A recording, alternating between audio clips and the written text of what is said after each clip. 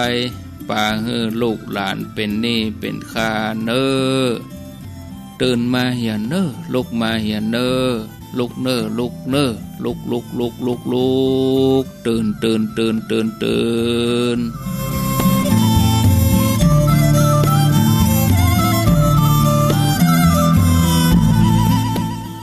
ลุกเจ้าตื่นตัวเจ้าบัวกับหันเนื่องนาพังพร้อมลุกควายบอดดันหนตางกีดก้อมกล้าตัวบอดต้อมปูนอายจุงเก่งเข้าไว้อย่าไปเฮือขวายต่อหน้าสบายจำไว้เนอเจ้าจำไว้เนอเจ้า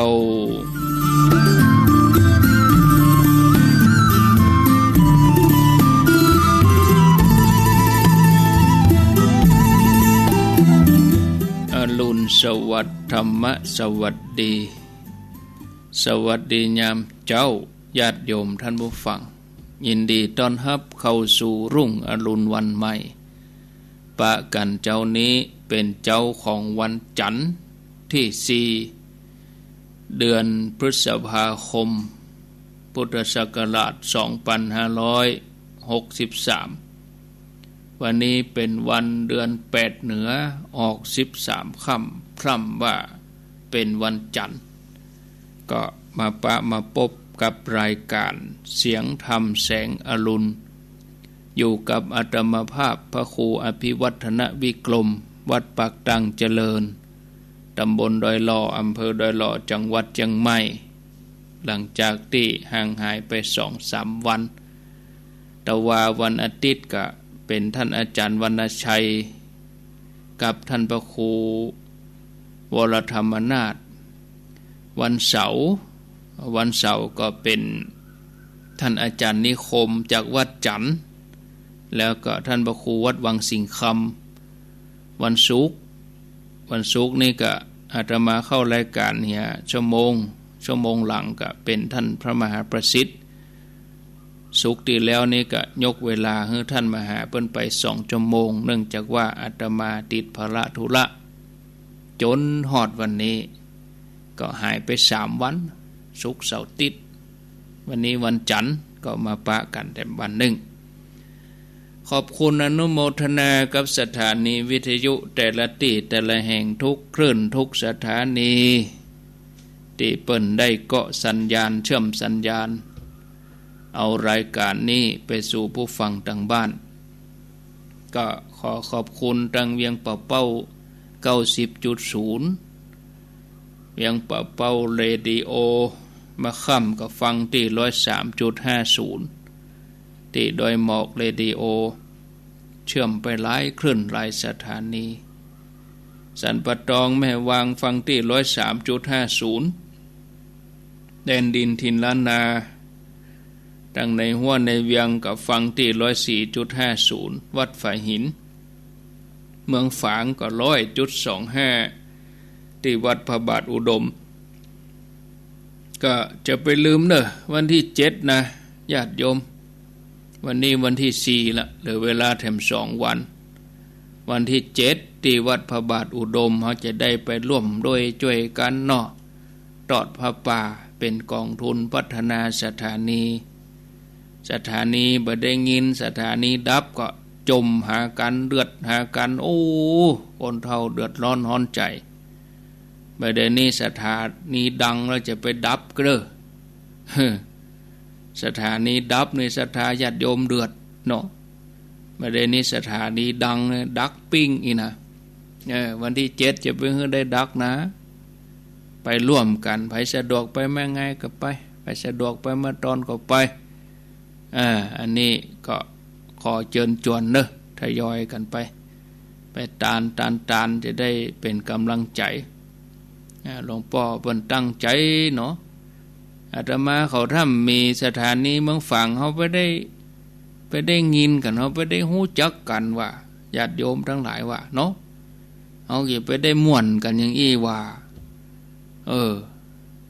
กูเตือนี่เขาก็อยู่ไผอยู่มันต่างคนต่างอยู่มาเจ้ามาเขาก็ได้ฟังธรรมะอย่างกันเป็นแต่เป็นว่าเมื่อค่ำมาก็ได้ฟังอย่างโอ้บดเดี๋ยวนี้ดูต่างฟังม่วนอันนี้เขาม่วนใจก็อันนี้เขาก็ต้องช่วยกันญาติโยมวันที่7ฝังแม่อายชัยประการที่วัดพระบาทอุดมนะแล้วก็ขอบคุณทางเมืองน่านบนกะที่นาน้อย 91.50 นี่ก่อนเข้าวัดสานี่ถึงจะไปแน่นอนมีใจแล้วลูกฮับปากไว้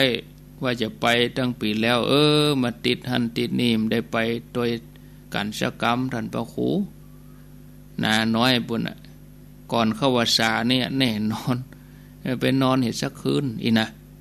เนาะก่อนเข้าวัดสานี่ตีนาน้อยปุ่นนาน้อย 91.50 สีคำเรดิโอ 92.50 อำเภอเวียงสาแล้วก็ท่าวังผาที่ 100.75 100.75 เสียงใสเรดิโอเมืองลีก็ 103.75 ประตังแม่แจ่มก็ 106.25 เวียงหนองล่องบ้านโฮงจำตองก็ 91.0 ดีนาวเรดิโอส่วน 98.75 นี่ก็หลังวิสาขะก่อนคงบ่เกินกึ่งเดือนนี่นะเพราะว่าช่างเพิ่นติด14วันนี่ก็โดนกักตัวไว้14วันเดินทางไปต่างจังหวัดมาช่างไปเพชรบูรณ์ไปทางอุตรดิตถ์ปีกมาต้องโดนกักตัว14วันนั่นเพราะจะได้แปลงนี่ล่ะบ่ได้ออกง่ายศรัทธาใจเย็นๆว่ะก็ยังได้ก็บ่ดีนะเป็นหยังนี่นะช่างเพิ่นติดกักตัวไว้14วันก็หลังวิสาขะไปพุ่นก็คงจะได้ยินได้ฟังกันบ่เกินวันที่15ก็แล้วกันเนาะเอาติไว้เป็นกลางเดือนพฤษภาคมพุ่นเอาสำหรับ 98.75 คลื่นธรรมะเพื่อชุมชนที่วัดห้วยตองซักนี่นะเอาละเนาะมาปะกันแล้วก็เวียงปะเป้าก็อู้กันไปแล้วเมืองน่านก็เรียบร้อยแล้วทางเมืองลีก็เรียบร้อยละแม่แจ่มวัดจันทร์ด้วยวัดจันทร์103.50 อินดูบนเนาะ ก็อนุโมทนาวันนี้จะนำเสนอเรื่องราวของพระเจ้า500จาดดำเนินมาถึงเรื่องที่445ละศรัทธา445วันนี้นะพระเจ้า500จาดครั้งมันนักละโลเนี่ยครั้ง100ป่ายพระเจ้า500จาด445ชื่อชาดกว่าทัสสะพรหมชาดกพรหมนะหรือว่าพราหมณ์เนี่ยนะชาติพราหมณ์ชาติชาติแปลว่าเกิดชาติการเกิดชาติของพราหมณ์ในอดีตครั้งพระเจ้าโกรัมมะเสวยราชสมบัติอยู่ที่นครอินทปัตแคว้นกุลุอามาตย์ของพระองค์มีชื่อว่า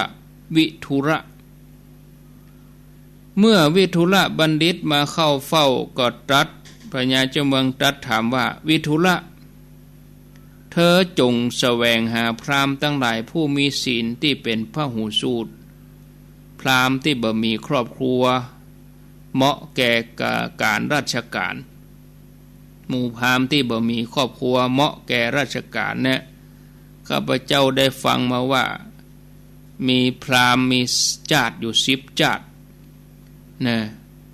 ศรัทธาญาติโยมวิทุระก็กราบทูลให้พญาเจ้าเมืองว่าอย่างนี้นะ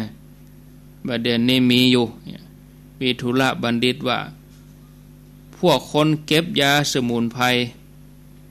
แม้จะเป็นหมอก็ฮ้องว่าพราหมณ์พระองค์ต้องการพราหมณ์อย่างนี้หรือพระเจ้าค่ะนะพญาเจ้าเมืองว่าคนหมู่นั้นบ่ฮ้องพราหมณ์วิทุระบัณฑิตก็ว่าพวกนักดนตรีพวกคนใจคนงานขับรถก็ดีฮ้องพราหมณ์เหมือนกันพวกคนเก็บภาษีอากรที่ทำตัวใกล้ชิดพระราชาทำการข่มเหง ขูดรีดราษฎรด้วยประการต่างๆคนเหล่านั้นก็ห้องพราหมณ์เหมือนกันนะพวกปุโรหิตทำหน้าที่ปรึกษาก็เป็นพราหมณ์พวกที่รักษาความปลอดภัยก็เป็นพราหมณ์ห้องพราหมณ์นายพรานก็ห้องพราหมณ์นะอันนี้พระองค์ต้องการพราหมณ์แบบใดพระเจ้าโกลบยะก็บอกว่าคนพวกนี้บ่ห้องว่าพราหมณ์ดอกมีธุระบัณฑิตก็ว่าโอ้พระบาทฝ่าพระบาทพวกพราหมณ์ที่มีศีลเป็นพหูสูตรบ่มีครอบครัวเหมาะแก่การรับราชการก็มีอยู่พระเจ้าข้าคนเหล่านี้รับประทานอาหารวันละหนสุราบ่ดื่มหลังจากกราบทูลแล้ววิทุระบัณฑิตก็ดำเนินไปประกาศเสาะหาพราหมณ์ที่มีคุณสมบัติอย่างนี้เพื่อจะเอามาเข้ามารับราชการในวังเรื่องนี้ก็จบลงไปได้คติสอนใจว่าคนจะได้ชื่อว่าเป็นคนดีเพราะว่าเป็นคนดีนั่นศรัทธาญาติโยมผู้ใดบ่มีกายชั่ววาจาชั่วใจชั่วสำรวมระวังทวารทั้งสามผู้นั้นเรียกว่าพราหมณ์ต่อไปชาดกชื่อว่าจางมหิลามุขะชื่อชาดกก็ว่ามหิลามุขะชาดกเรื่องที่446วันนี้คงจะได้ประมาณสัก 2-3 เรื่องเนาะถ้าเรื่องได้ยาวก็ได้เรื่องเดียวถ้าได้เรื่องสั้นก็ได้หลายๆ446ชื่อชาดกว่ามหิรามุขะชาดกจางมหิลามุขะอามาตย์ผู้เลิศโดยปัญญาเขามีจ้างมงคลกู่บ้านกู่เมืองชื่อว่ามหิลามุขะเป็นจ้างมีศีลสมบูรณ์ไปด้วยความงดงามบ่เบียดเบียนไผ่วันหนึ่งโจรมาแอบซ่อนตัวอยู่ที่โฮงจ้างตัวนี้ตกดึกมาโจรก็ปรึกษากันว่าจะไปปล้นบ้านอมาตย์โจรก็อู้คำหยาบคำเถื่อนเนาะคำกักขระเกเรมุ่งแต่จะทำร้ายคนอื่นด้วยความโลภจางมหิลามุขะได้ยินคำอู้ของโจรอู้กรอกหูทุกวันเป็นกรรมป่าเถื่อนโหดร้ายในการฆ่าในการโลภเมินเข้าจิตใจของจ้างนี่ก็เริ่มขุ่นมัวก้าวร้าวรุนแรงวันหนึ่งจ้างก็คลุ้มคลั่งฟาดงวงฟาดงาเอาไปหัดเอาคนที่หื้ออาหารเอาฟาดกับปืนจนไส้แตกตายคนงานก็ตกใจล่นไปบอกอามาตย์เขาก็รีบไปที่โรงจ้างปาหมอจ้างไปตรวจร่างกายละเอียดก็บ่มีโรคอันยังลุกก็เกิดว่าสาเหตุอันใดโรคภัยไข้เจ็บนิ่มใจแน่ก็เลยถามคนเลี้ยงจ้างว่ามีไผมาทำอันยังแถวที่ข้างๆห้องจ้างนี่บอกว่าเมื่อวันเมื่อคืนพ่องก็คนเลี้ยงจ้างก็เล่าเรื่องว่ามีโจรมามอบอยู่นี่เนี่ยเข้าใจว่าประเด็นในหูสาเหตุก็เลยไปบอกให้เขานิมนต์สมณพราหมณ์ผู้มีศีลมานั่งแสดงธรรมข้างโฮงจ้างอู้ถึงศีลถึงธรรมให้จ้างมงคลฟังนับตั้งแต่นั้นมาก็สลับสับเปลี่ยนผู้มีศีลหมุนเวียนกันมาแสดงธรรมที่โฮงจ้างว่าด้วยเรื่องศีลแล้วก็ว่าวันแล้ววันเล่าฟังบ่อยๆเนี่ยแล้วก็จ้างก็ปิกคืนตามปกติมีอารมณ์สงบประสูญเฉียวมีความประพฤติเรียบร้อยดีงามนั่นจบศรัทธาญาติโยมเรื่องนี้ก็ได้คติสอนใจว่ากรรมแนะนำสั่งสอนที่ถูกที่ผิดทำให้คนดีได้ชั่วได้คบคนอย่างใดก็จะเป็นคนอย่างนั้นโสปิตาทิสโกโหติสาวหาโสปิตาทิโซคบคนอย่างใดก็จะเป็นคนอย่างอันวะศรัทธาญาติโยมเนาะต่อไปชาดกเรื่องที่447บัณฑิตกับช่างทอผ้าบัณฑิต กับช่างทอผ้าชื่อชาดกว่าพีมะเสนชาดก447โพธิสัตว์เจ้าเกิดในตระกูลพราหมณ์มีร่างกายเตี้ยแต่เป็นคนมีความรู้เพราะสำเร็จศิลปศาสตร์ในสำนักตักกศิลาอาจารย์เลยขนานนามว่าเป็นคนที่ยิงธนูเก่งหาตัวจับยากนะยิงธนูเก่งเหมือนเปิ้นจับวางนะเลยได้ชื่อว่าจุลธนุขบัณฑิตต่อมาจุลธนุขบัณฑิตต้องการจะใช้ความสามารถของตัวเก่าให้เป็นประโยชน์ก็เลยกึดจะเข้าไปรับราชการแต่โดยเป็นคนรูปร่างเตี้ยแคระประเหมาะสมความสูงบ่ถึงก็เลยกึดจะหาไผมาแทนโดยที่ตัวเองอยู่เบื้องหลังของคนนั้นเมื่อเกิดได้อย่างอันก็ออกจากเมืองเสาะแสวงหาคนที่มีรูปร่างสูงเหมือนชายชาติทหารจนกระทั่งไปพบใส่ช่างทอผ้าคนหนึ่งชื่อว่าพีมเสนะจุลธนุก็จวนบอกเล่าความประสงค์ของตัวเองถึงสองก็ตกลงตามข้อเสนอทั้งสองก็ออกเดินทางเข้าเมืองกราบทูลพญาเจ้าเมืองว่าพิมเสนผู้เนี้ยมีความสามารถในการยิงธนูแม่นส่วนตัวเองนี่เป็นผู้ดูแลพญาเจ้าเมืองก็รับคนทั้งสองเข้ามาทำงานราชการในวังครั้งหนึ่งเจ้าบ้านมากราบทูลพญาเจ้าเมืองว่ามีเสือตัวหนึ่งคอยดักจับเจ้าบ้านไปกินเป็นอาหารพญาเจ้าเมืองก็ส่งพิมเสนออกไปจับเสือครั้งนั้นจุลธนุขบัณฑิตบ่ได้ไปด้วยแต่ออกอุบายการจับเสือให้กับพิมเสนให้นำกำลังเจ้าบ้านไปเตรียมอาวุธเรียบร้อยเมื่อเสือตื่นก็ให้ตัวเก่าไปหาแล้วก็ลบติดซ่อนรอจนกลัวเจ้าบ้านยับเสือได้แล้วก็ออกมาแล้วบอกเจ้าบ้านว่าตัวเองกำลังจะนำเสือตัวเนี้ยไปถวายพระราชาแล้วไผกันจะมาทำร้ายเสือตัวนี้เมื่อเจ้าบ้านฟังแล้วก็ตกใจกลัวความผิดขอร้องว่าอย่าทูลพระราชาเลยเพราะกลัวความผิดเสือตัวนี้จะเอาไปถวายดังนั้นแล้วเจ้าก็จะเป็นผู้ที่ยับเสือได้แต่เพียงผู้เดียวพิมเสนใจอุบายที่จุลบอกจะได้ประสบชัยชนะกลับมาทูลพระราชาขอพระราชาแล้วก็ปอพระทัยแล้วก็จะได้พระราชทานทรัพย์แก่เราแล้วก็ยังจะได้พระราชทานอิสริยยศเพิ่มเติมเข้าไปทำให้เริ่มมัวเมาในยศถาบรรดาศักดิ์เอาไปเอามาก็มาดูหมิ่นจุลธนุขบัณฑิตบ่เจือกรรมอย่างแล้วก็ยังบอกว่าทุกอย่างข้าเนี่ยทำด้วยตัวเองบ่ใช่เพราะเจ้าข้าทำด้วยตัวเองนะต่อมาพญาเจ้าเมืองอื่นยกทัพมาตีเมืองปารณสีพระราชาก็รับสั่งให้พิมเสนแล้วก็จุลออกลบแทนพิมเสนก็เกิดความขี้ขาดหวาดกลัวตัวสั่นเลย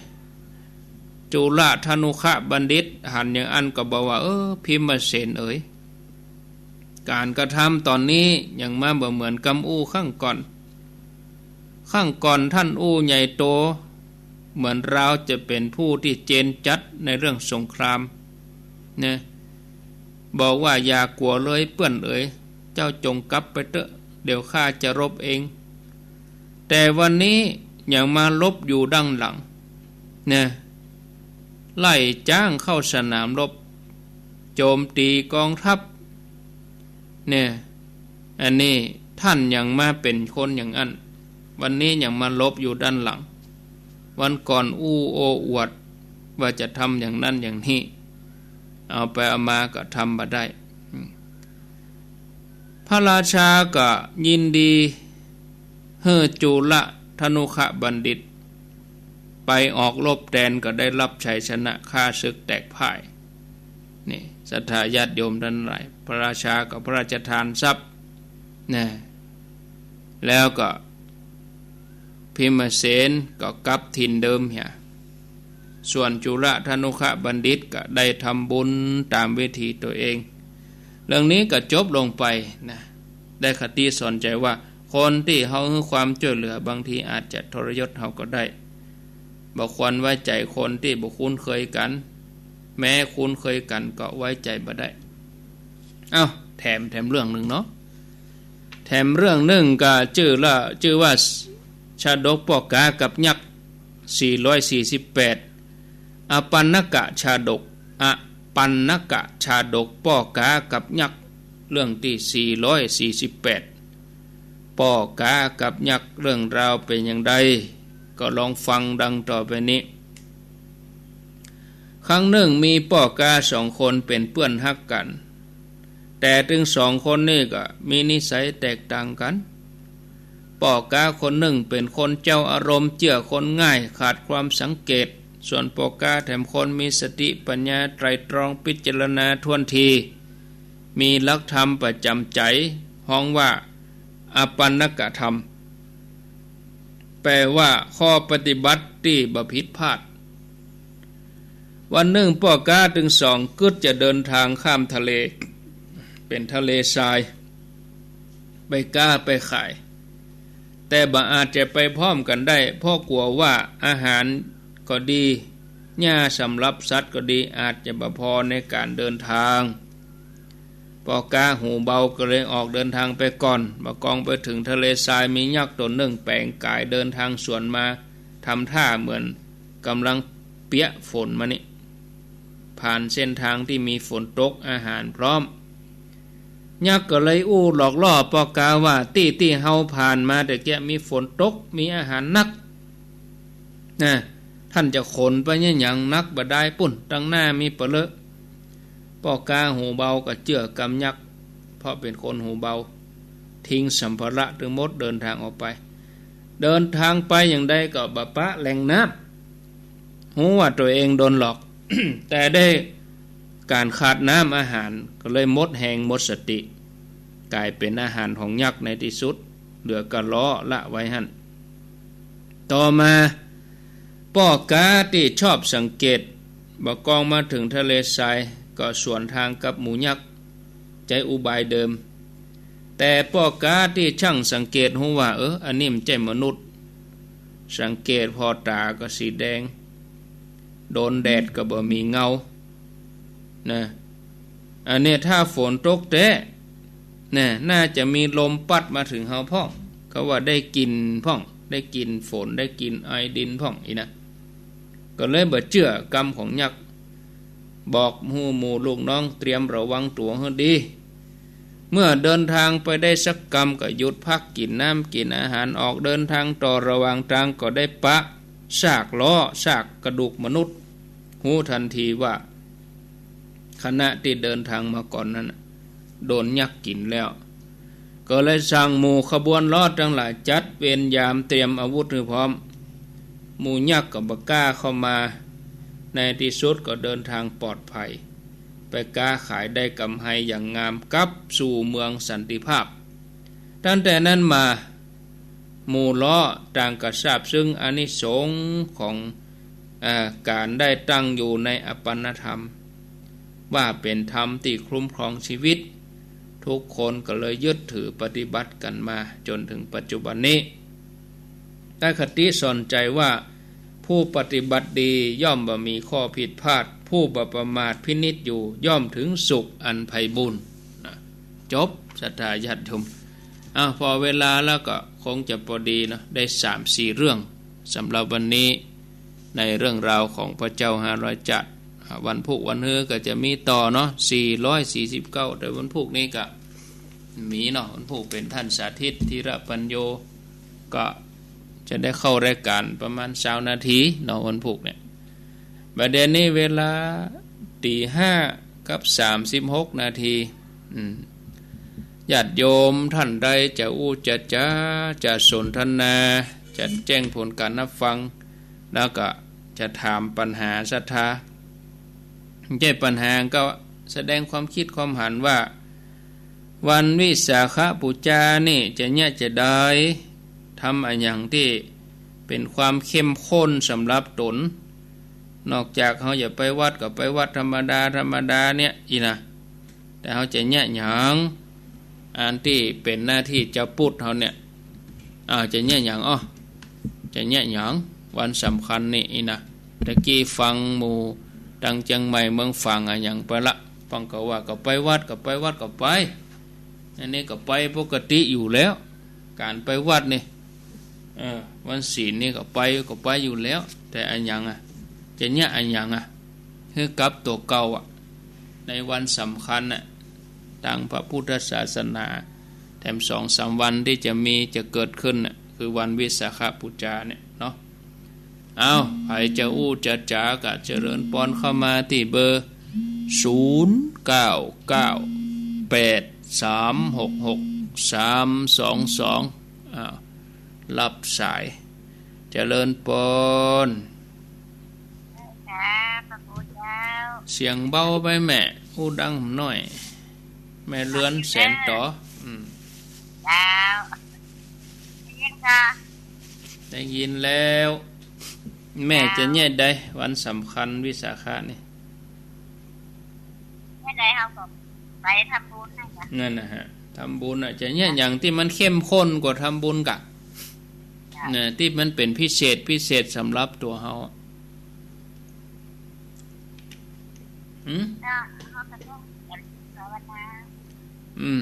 ภาวนาเวลาใดแล้วมาเจ้าเนาะมาเจ้าภาวนากะนั่นนะกะอนุโมทนาเนอสาธุ0998366322สะเตือเพิ่นก็มาจ้างหยังนั่นเป็นหยังโทรมาแจ้งผลกันนะฟังจาจะถามปัญหาก็ได้แต่นี่อาตมาให้ฟังความคิดความหันของญาติโยมเขา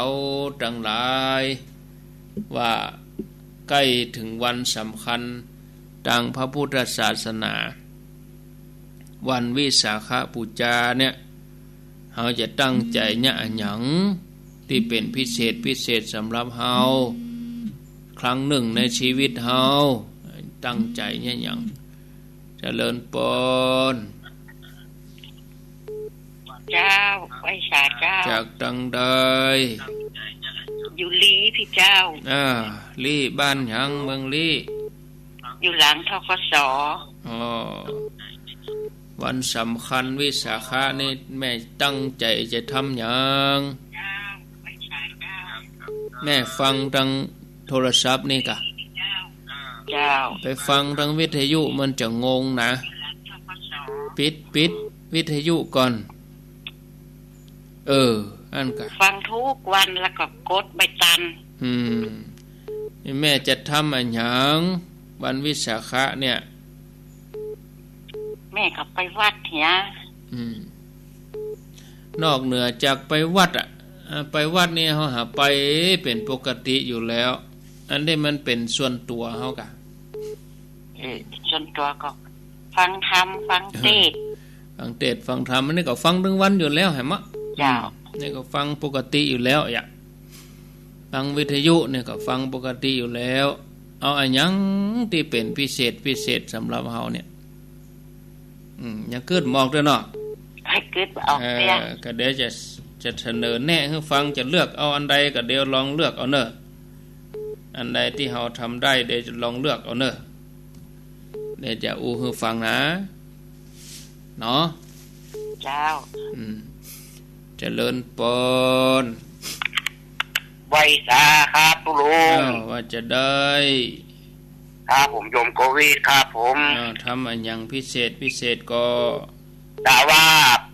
นอกจากการทำบุญที่วัดรับก่อนผมก็ว่าจะนุ่งขาวห่มขาวจะไหว้พระสวดมนต์แล้วจะเจริญภาวนาอุทิศแผ่บุญแผ่กุศลไปให้แม่ผมที่เพิ่นเสียชีวิตไปเมินแล้วนะครับท่านพระครูอีกาครับผมจะตั้งอกตั้งใจเพราะว่าแม่เพิ่นก็ตายจากผมไปได้10 กว่าปีแล้วผมจะ ภาวนาแล้วก็จะขอแผ่บุญกุศลไว้ให้เพื่อนนี่เนาะที่มันพิเศษกว่ากิจกรรมไปวัดพอคือวัดที่ผ่านมาเขาก็เคยทำบุญไปตานสังฆทานกาหรือว่าตานขันข้าวให้คนที่วัดเขาก็ทำนะแล้วแต่อันนี้ผมจะทำอยู่ที่บ้านก็คือจะนุ่งขาวห่มขาวจะขออุทิศส่วนบุญกุศลไปให้เพื่อนนี่เนาะอย่างเอี้ยครับขอเป็นกำลังใจให้ตรุงครับผมอนุโมทนาครับไว้สาครับอีกาอย่างเอี้ยกะเจริญปนเจ้าไว้สาเจ้าดันมาคูว่าจะได้เจ้าคนเฮาหันหน้าบหันใจเนาะเจ้าไว้ใจได้เป็นเรื่องของหันหน้าบหันใจบรรลุการตัวการออกมามันยังไว้ใจมาได้นะเจ้าเจ้าวันพุธก็เป็นวันพระวันศีลมันคือกันไปทำบุญตักบาตรเจ้านุ่งขาวห่มขาวไปทำบุญตักบาตรเปิ้นก็ตั้งบาตรไว้ที่หน้าวัดเจ้าแล้วก็เจ้าแล้วก็เอาไปใส่แม่แล้วก็ไปตักใบเจ้าตังสี่แล้วก็ปิดบ้านเจ้าวันฮือก็วันที่6ก่อนเนาะแม่เนาะวันบุษาวิสาเนาะวันฮือมันก็จะแล้วก็ผู้เรื่องสวดนี่แม่สวดตึงว่าน่ะที่วัดพระธาตุอันดอยสุเทพเนี่ยเปิดไม่ก็สวดตัวเปิดแล้วก็เข้านอนกับมาสวดแถมตัวเปิดอีกแกมาสวดคนเดียวแล้วก็อุทิศบุญไปหาพ่อแม่พี่น้องญาติพี่น้องที่ตายจากเข้าไปแล้วอย่างเนาะไปบุญไปบดารักษาบ้านรักษาจองก็ไหว้สาไม่หมดนะเจ้าเจ้าไหว้สาเจ้าท่านสาธุไหว้สาเจ้า0998366322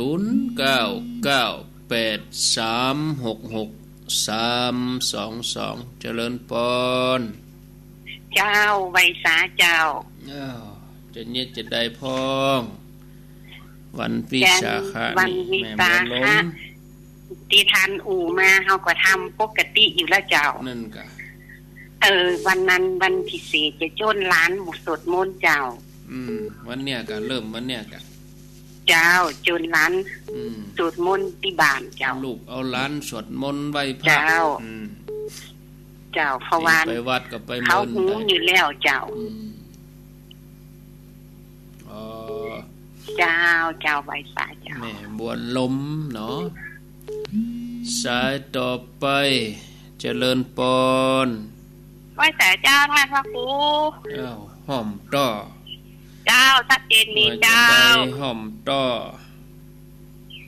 จะทำอะไรอย่างเป็นพิเศษก็วิสาขะพิเศษวันวิสาขะส่วนมากถ้ามาเป็นวันพระวันอย่างนี้เจ้านี่จะทำกับข้าวไปให้ผู้สูงอายุแก่ย่างเนี่ยเจ้าเพราะว่าเป็นกับข้าวเจเอาไปสร้างกุศลเนี่ยกะแผ่กุศลสาธุสาธุน้อยใหญ่แก่พ่อแม่แก่อย่างเนี่ยเจ้าส่วนมากเจ้าถ้าเป็นวันสิ่งนี้จะทำกับข้าวไปไล่ให้ผู้สูงอายุที่เป็นฝ่ายไหนไปได้แก่อย่างเงี้ยเจ้า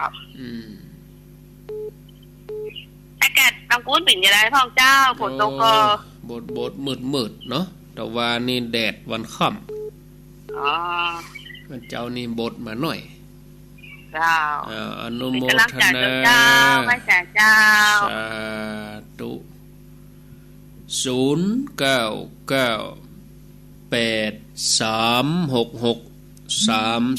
0998366322เหลือเวลาแถม15นาทีเจริญปนหลุดไปเหรอมาใหม่เน0998366322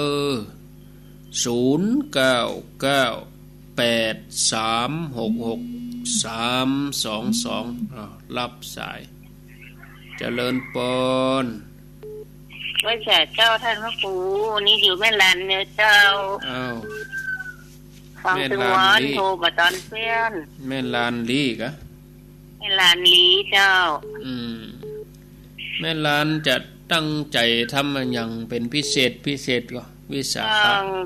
ถึงวันนี้เจ้าก็มันกิ่งกีวันพระกับวันเกิดเจ้าแล้วก็อันนี้จะตั้งใจจะนุ่งขาวห่มขาวจะไหว้พระสวดมนต์วันวิสาขบูชาเจ้า อีกาดีแ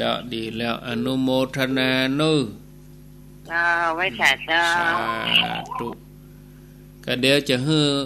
หัวข้อไปจะเลือกทำอะไรอย่างนี่นะเลือกทำอะไรอย่างศรัทธาญาติโยมเอาพักสายก่อนเนาะถ้าเปิดสายก็จะโทรมาก็จะฮื้อกำลังใจอย่าฟังถึงวันเนี่ยก็จะมีเพียงแต่จะฟังความคิดความหันก็จะมีแบบกี่ท่านเนาะเอาใจเวลาที่เหลืออยู่นี้อธิบายก็สายแรกนี่แม่เรือนแสนต่อสายที่สองนี่กับเมืองลีสายที่สามโควิดดอยหลังถ้ำสีดงฤาษีบ้านห้องห้าแม่โบลมนครเจดีหนองสมณะหกหอมต่อลีเจ็ดแม่ลานลีโอ้วันนี้จำตองได้หล่อตั้งป่าช้างเวียงหนองล่องหมีลงวันนี้สันปะตองแม่วางกับหมีฟังคนอื่นโทรก็ม่วนดีกว่าเอาเสนอแนะเฮ้อเนอะที่หัวข้อที่ถามว่าวันวิสาขบูชา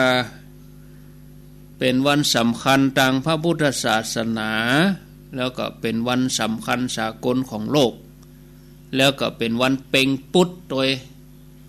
ศีลใหญ่โดยวันเพ็งก็เพ็งปุตโดยเป็นวิสาขะโดยเมื่อเป็นวันสำคัญสากลของโลกเจ้าพุทธในฐานะเขาเป็นเจ้าพุทธเนี่ยเขาจะทำอะไรอย่างตั้งใจทำอะไรอย่างที่แตกต่างจากที่เขาเคยทำอันใส่บาตรอันไปวัดนี่เขาก็ทำอยู่แล้วกลางวาสาก็ไปสุดวาสาวันนี้จะใส่บาตรก็ใส่อยู่ประจำอันนี้ที่ถามว่าเขาจะทำอะไรอย่างที่มันเป็นพิเศษสำหรับเขาปฏิบัติเพื่อตัวเก่าบางคนที่เคยกินเหล้าก็จะเลิกไปเลยจะอธิษฐานใจจะบัดแตะต้องอบายมุขเลยอันเนี้ยก็คือพิเศษเนาะแต่กี้จัดรายการช่วงตีสามตีสี่ก็หลายคนนะเพิ่นตั้งใจไปได้หลายข้อเอาข้อที่หนึ่งจะตั้งใจกินเนื้อจะกินเจ3 วันนี้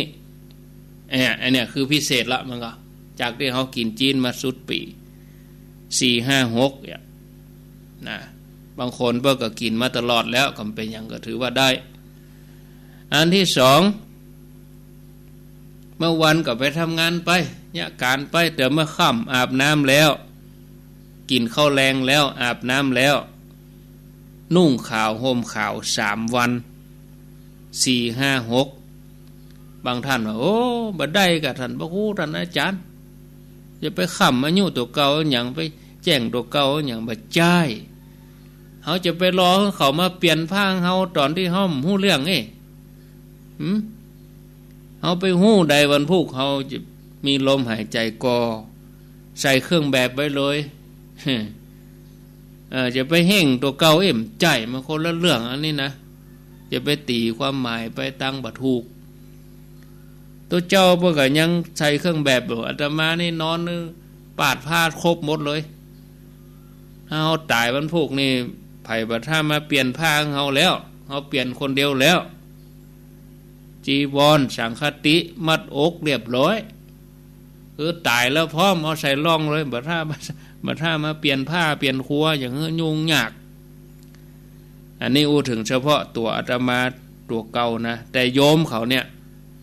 เขาเป็นเจ้าพุทธใส่เครื่องแบบไว้เลยขอโทษนะถ้าเขาตายปุ๊บ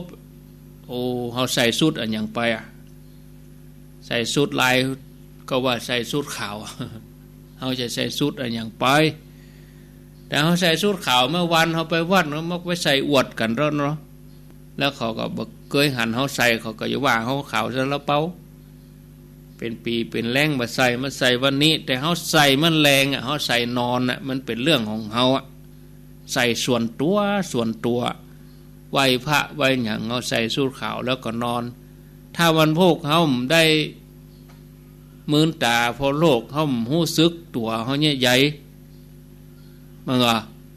เขามาสวามพอเขามาพอหาเขาโอ้ มีแล้วโอ้ใส่สูทขาวลู่อย่าดีกว่ามาเปลี่ยนเสื้อผ้าในตอนตายปุ่นอันนี้อูถึงบางคนเพิ่นตั้งใจแล้วนะบางคนตั้งใจแล้วมีหลายคนตะกี้นี่อันนี้ข้อที่สองใส่เครื่องแบบปฏิบัติหน้าที่เจ้าพุทธพ่องเพิ่นใส่สุดปีสุดแรงยังเป็นอย่างบางคนมันแบบเกยมันก็จะกึดไปเลยอ่ะก็ว่าหั่นว่านี่นะกรรมว่ากรรมเขาว่าเนี่ยนะจะทำความดีอย่างเริ่มได้ทำสักอย่างกับว่ากับเขาว่านี่นะ ประการที่สามข้อที่สามจะไหว้พระ3 วันนี้จากที่เขาเคยเมาก็ดูหนังดูละครเขาจะเลิกเขาบัดท่าไปละดูหนังดูละครละกินข้าวแรงแล้วอาบน้ำแล้วไหว้พระมันแรงมาเอาจะพอหนังก็ได้พอหนังพระพุทธเจ้าช่อง23เนอะคนเท่าพอหนังช่อง23เบิกพ้อยทุ่มเกิงถึง2 ทุ่มนี่นะพอจับประเดี๋ยวกินข้าวแรงแล้วก็มาพอหนังพระพุทธเจ้า2 ทุ่มก็เข้านอนไหว้พระทุกวันเลยตะลังนี้ไปนั่งสมาธิกลางสลีหันเลยนั่งไหว้พระนั่งสมาธิปฏิบัติตลอด3 วันนี่อันนี้คือพิเศษโอ้ยแม่ก็ไหว้ถึงวันไหว้5 นาทีไหว้เสร็จแล้วก็เอาโทรศัพท์มาหยาดมาเล่นโทรศัพท์อย่าขึ้นหุ่งอย่ามันไปมีประโยชน์จะได้อะเอาวันนี้เขาจะเลิกเลยเขาจะเก็บ2 ทุ่มปุ๊บอาตมาทำมาได้หลายเตื้อละยังก็จังเขาซัดจ้าเอาบางทีเมากันอย่างหมูรับเด็กบ่เด็กเตื้อบางทีไหว้พระนี่มาขี้ขานเนี่ยโอ้บ่ได้ความ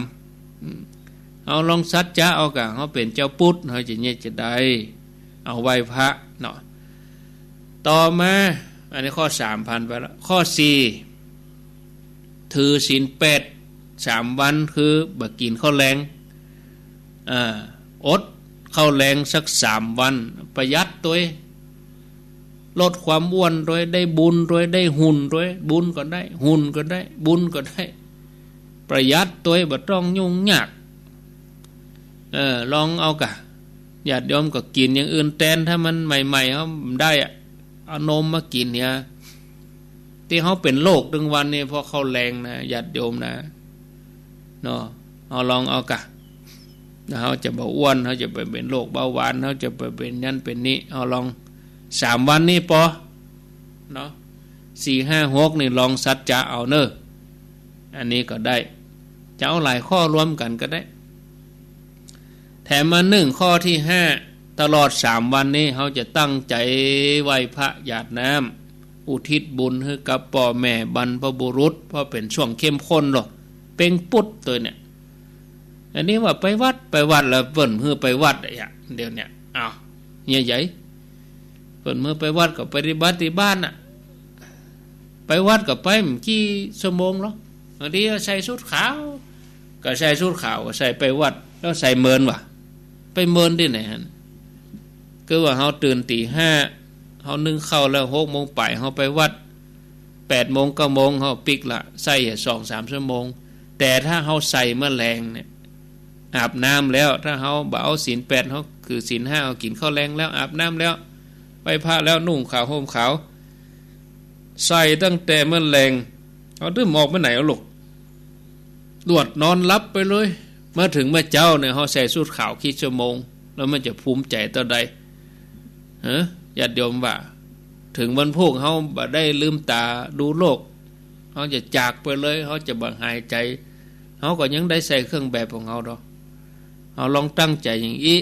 นะอันนี้คือเอาพิเศษกว่าที่เขาเคยทำปกติถามว่าวันวิสาขะไปหยังไปวัดนะกะอีแม่ก็ใส่บาตรอีแม่ก็ทำบุญนะกะก็มันปกติก็ทำถึงวันอยู่แล้วไม่ใช่วันวิสาขะก็ถึงทำได้อยู่แล้วแต่ที่เขาจะทำพิเศษขึ้นมาก็4-5 ข้อเนี่ยลองเอาไปกึดใจพอแล้ววันพุธถ้าเกิดใจได้ถ้าเนี่ยได้วันพุธเข้ารายการทำกรรมก็ลองรายงานเพราะโอ้ไอ้แม่ตั้งใจเนี่ยยังท่านว่าเนี่ยได้แต่ดีแต่รู้ไอ้แม่คำมาไอ้แม่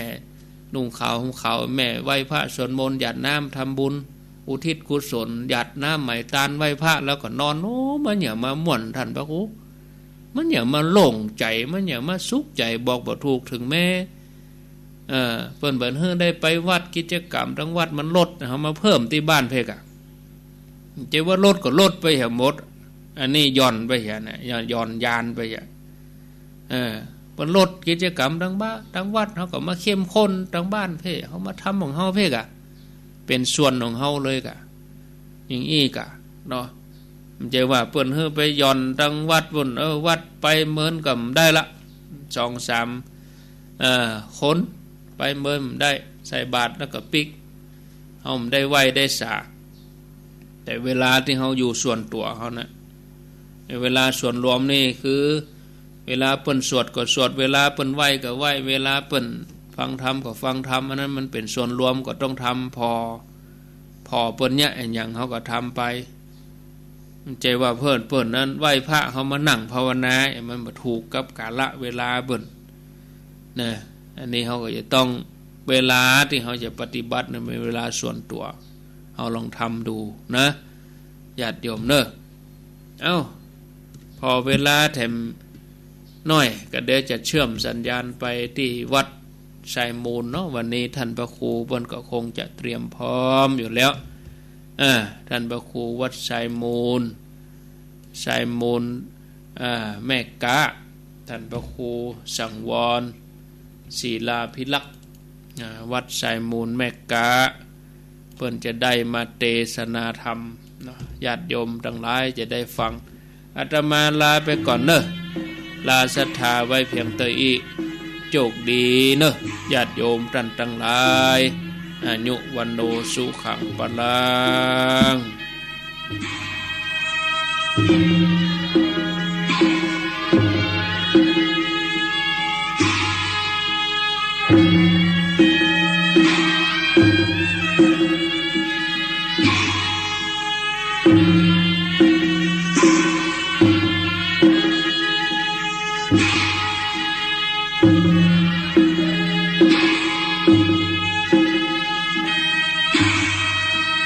Thank you.